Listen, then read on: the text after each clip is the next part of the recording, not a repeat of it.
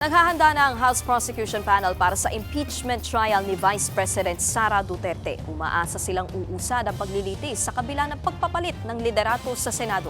Yan ang Express Report ni JC Cosico. Sa Lunes, May 18, inaasahang magkoconvene na ang Senado bilang impeachment court para sa paglilitis kay Vice President Sara Duterte. Dadaluhan daw yan ng 11 House prosecutors.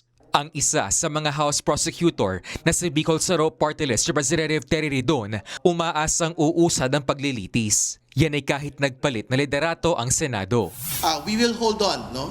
We have great faith in his pronouncement na talaga po magko-convene ang Senate impeachment. Para naman sa Kabataan Party List Representative Rene Co, dapat lang maramdaman ng Senado ang pressure sa pagsisimula ng paglilitis.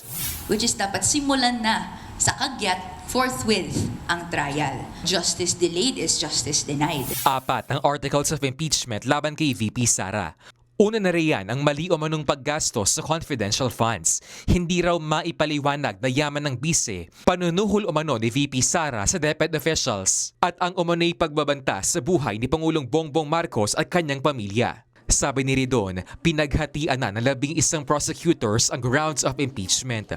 Ang nakatoka raw sa kanya ay tungkol sa umano'y unexplained wealth at maling paggamit ng confidential funds. May mga ihaharap din daw na testigo o mga House prosecutors sa paglilitis.